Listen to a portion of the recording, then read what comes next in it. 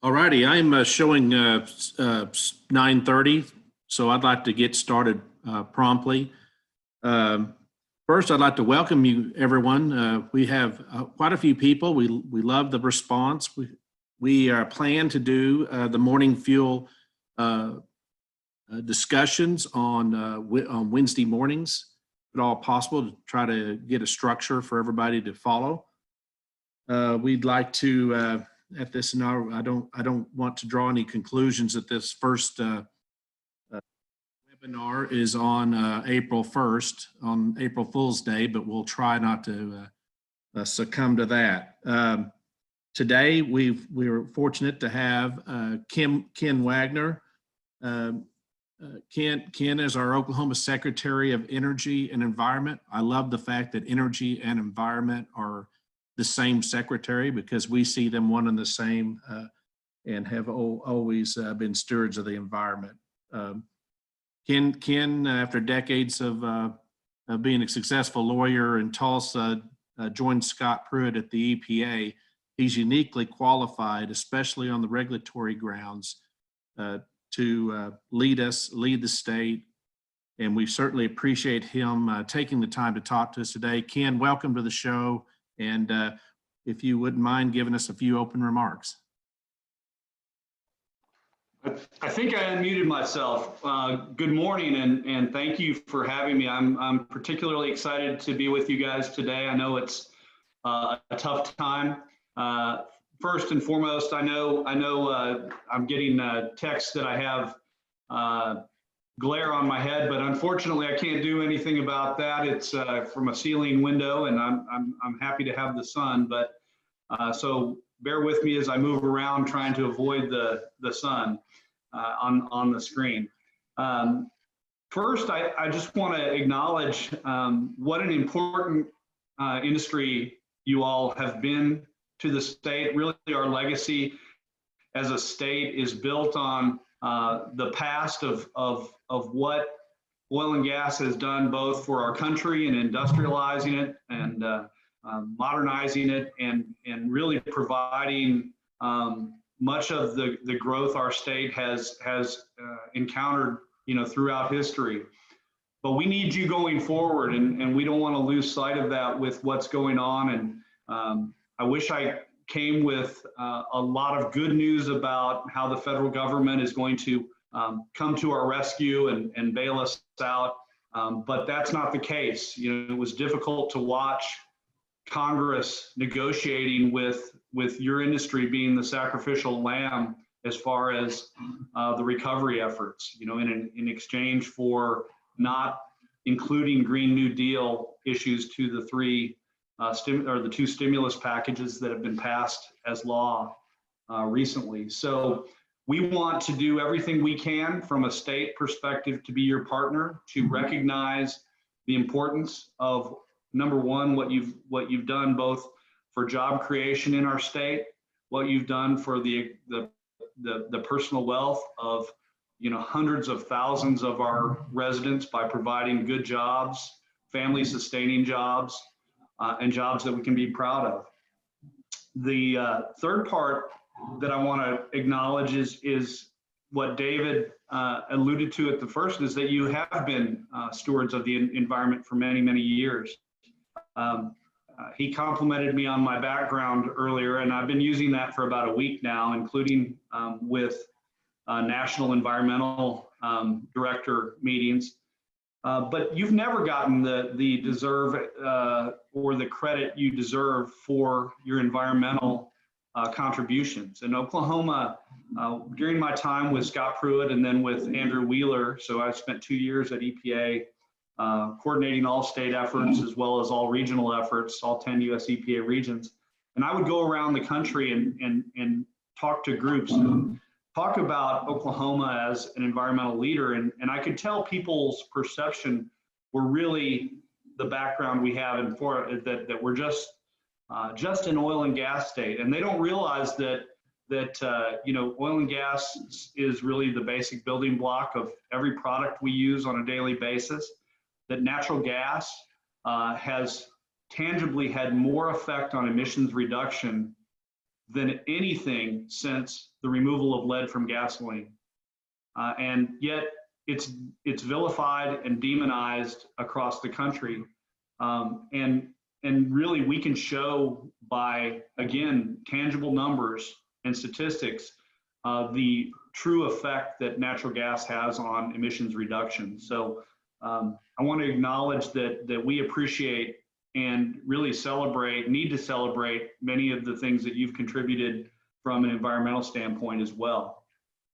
And then, the last thing I would say is just, we want to partner with the industry to find ways to take advantage of technological advances, to find new commerce opportunities as people move to push this low carbon economy. I think there are lots of opportunities. Most people don't realize that they require fossil energy to make those technologies work. And so how we can position our state to take advantage of those are things that I'm sure we'll talk about more here. But thank you for having me, and I'm looking forward to engaging with both David as well as the crowd from a tech standpoint.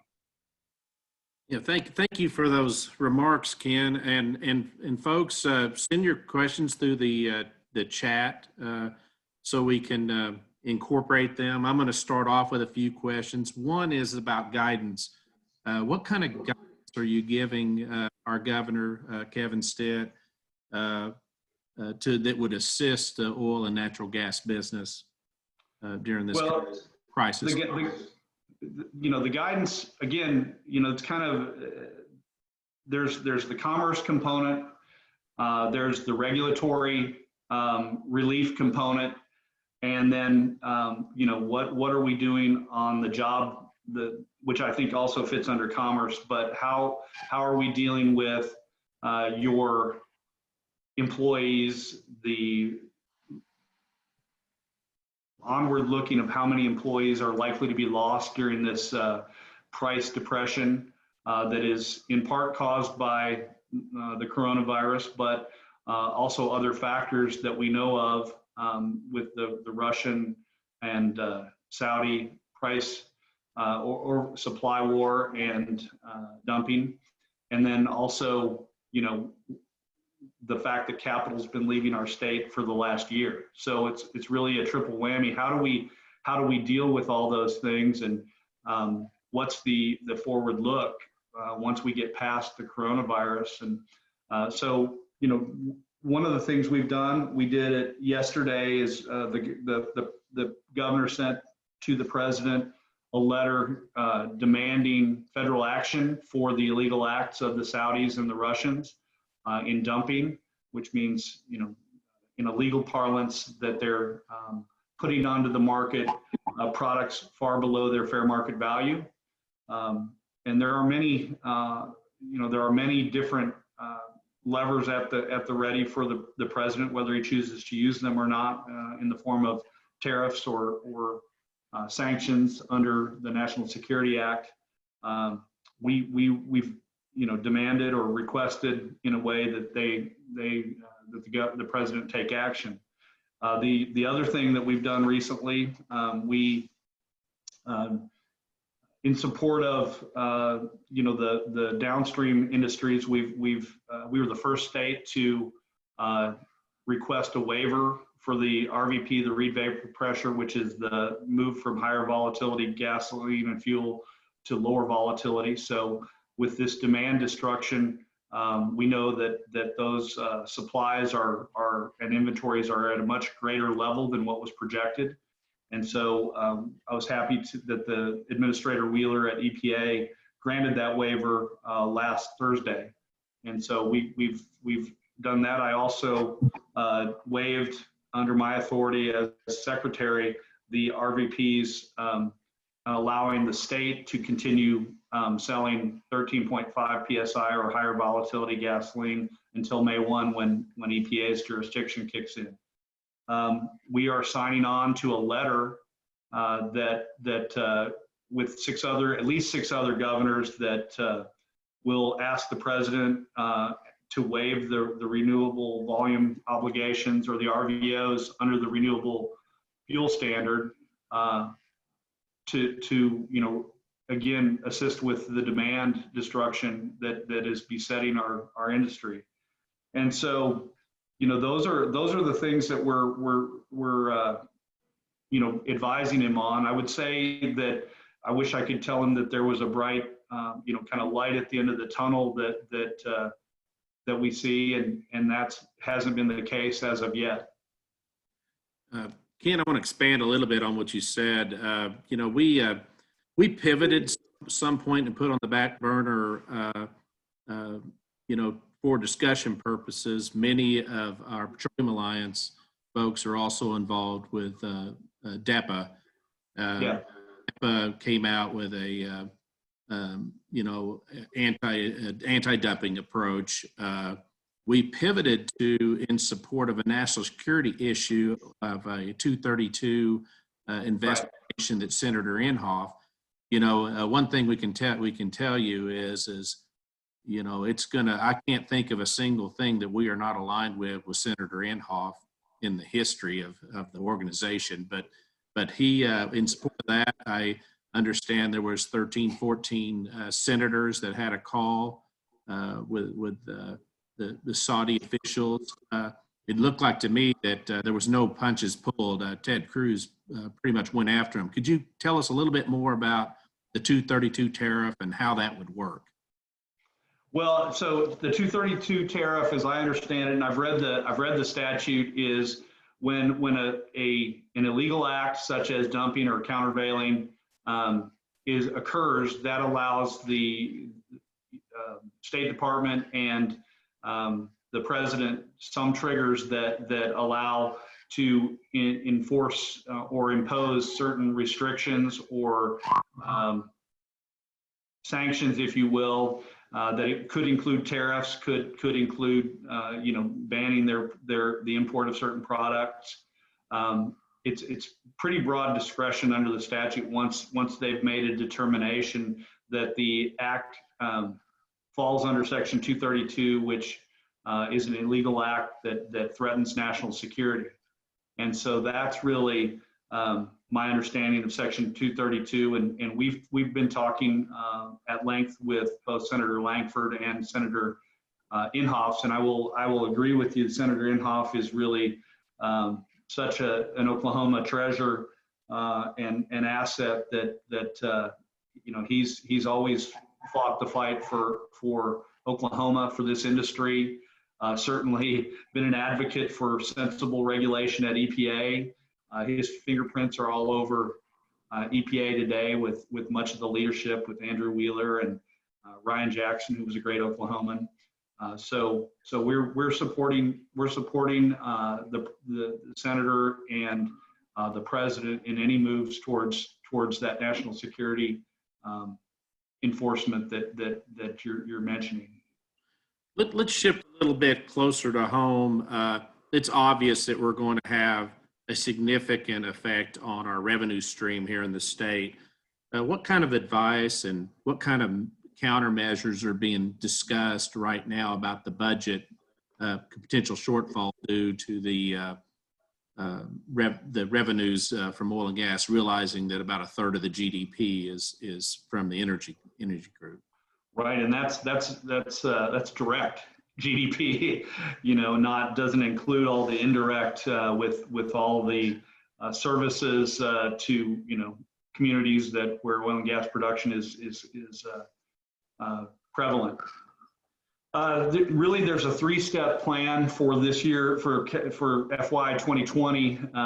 The first is the declaration of emergency, and it requires a 2/3 legislative vote and governor approval that allows a 25% of the rainy day fund, about $201 million, that would cover shortfalls for FY 2020.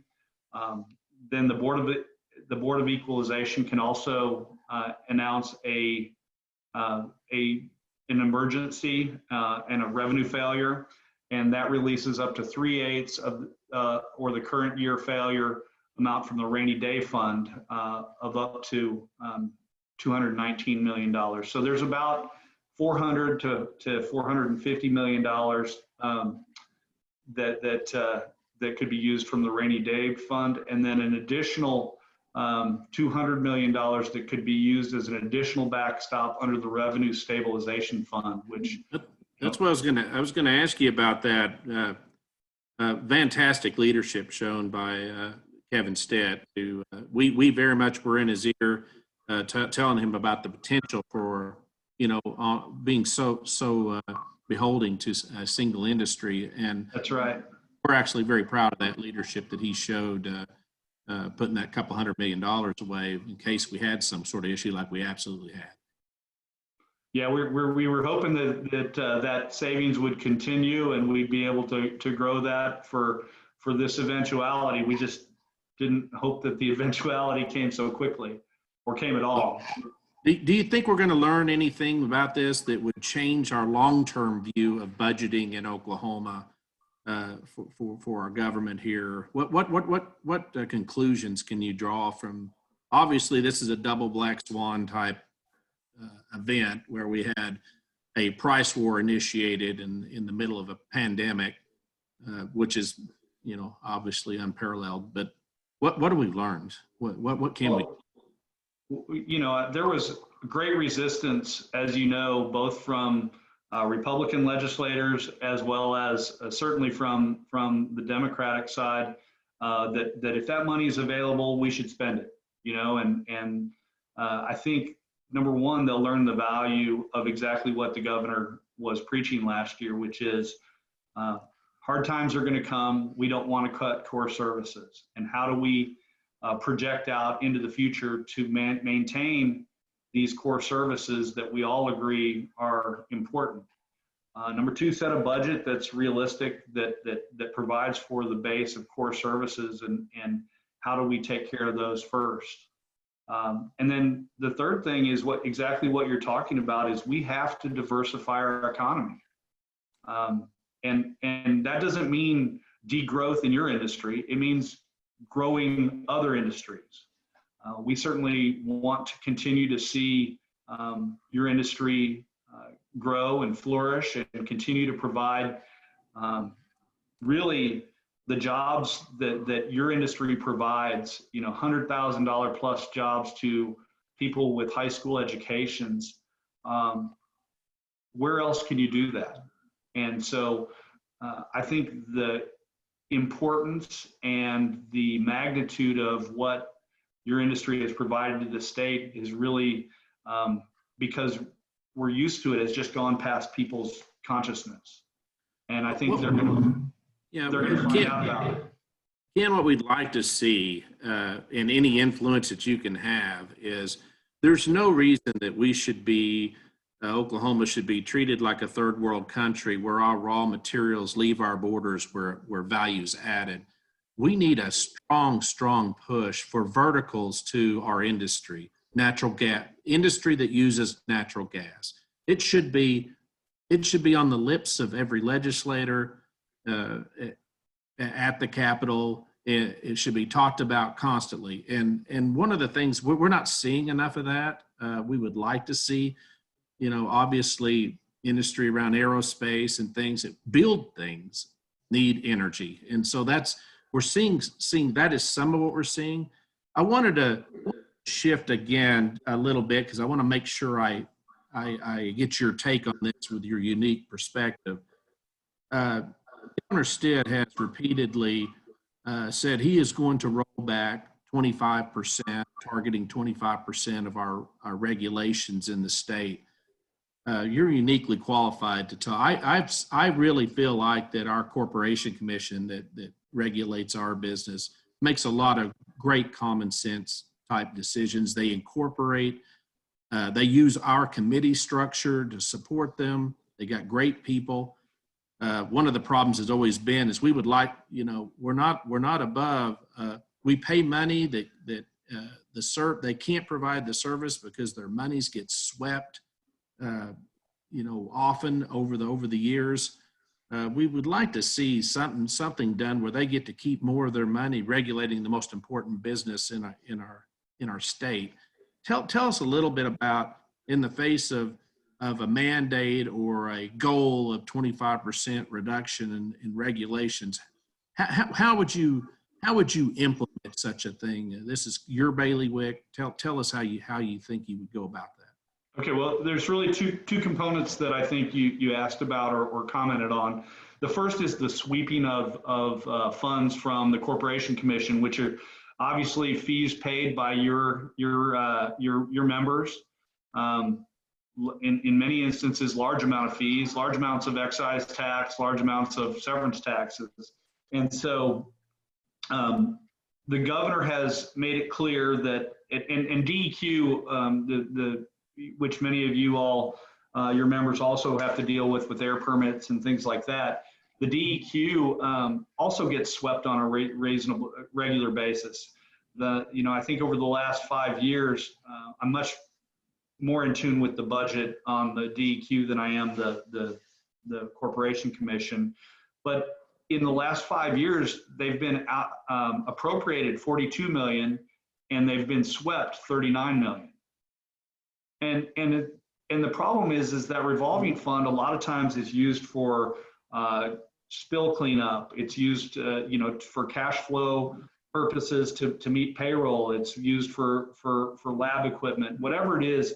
So they provide money that's earmarked for certain things, and then they take money that they have used for other things. And so the governor allowed it to happen last year because he wanted to get the $200 million in savings, and that was clearly a bargaining chip.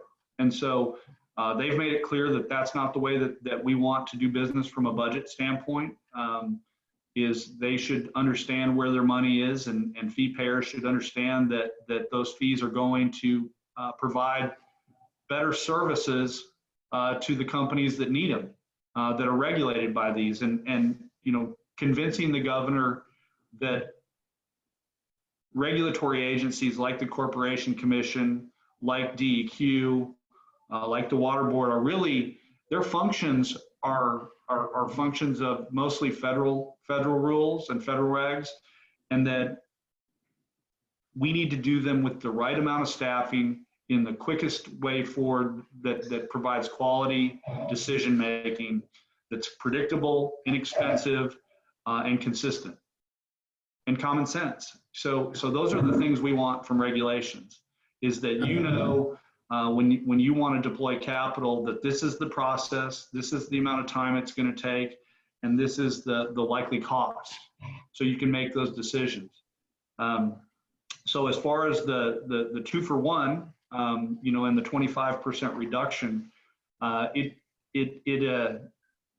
lot of the reason why Oklahoma has 170,000 regulations is we have 170 agencies who all have regulatory authority and rulemaking. And you put a board together and tell them they need to make rules, that's what they do. And so we're trying to find ways that we can cut old regs, regs that haven't been used, don't have active permits. That, this is something that started on day one when I came into this position, working with my 10 agencies. Is let's identify those. We were going to do a single rulemaking, get rid of them, but now that we have a 2-for-1, we need them to promulgate those rules that allow us to have state delegated programs.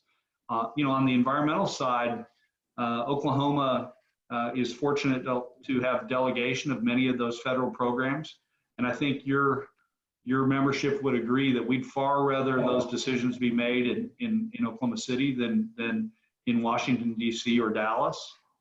So we want to keep those programs. And so we need to continue to do the rulemaking that makes sense to keep those programs. But we don't want to add regulatory burden that is coming from our own boards and commissions.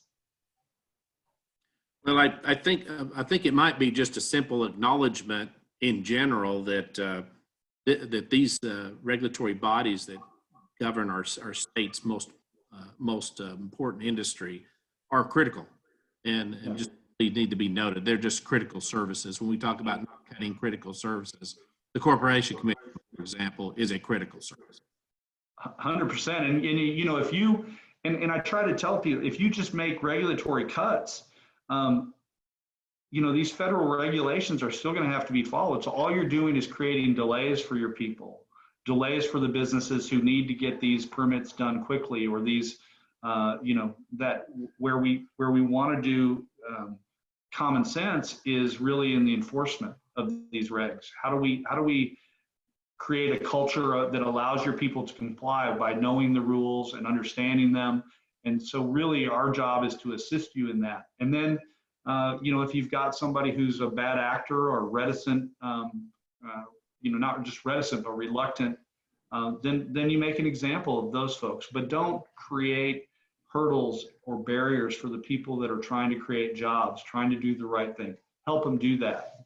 And I think the Corporation Commission, for the most part, does a really good job of that. I know DEQ is in the same boat. There's always one or two bureaucrats who hold on a little tightly to things that we're trying to empower them to understand that they can help somebody get to compliance, and that's better than making an example of somebody. You mentioned earlier the kind of sacrificial lamb in the stimulus, COVID stimulus, was the SPR fill. One of the you also mentioned that the reason why and was a whole bunch of loading of tax credits for solar and wind that were trying to be, as part of the New Deal, they're trying to use it for leverage.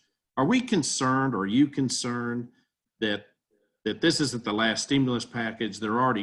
We understand the House is already starting to draft yet another large stimulus. They didn't think this one was big enough. I really don't think that's going to be the end of it. We're going to see this Green New Deal kind of get shoved in.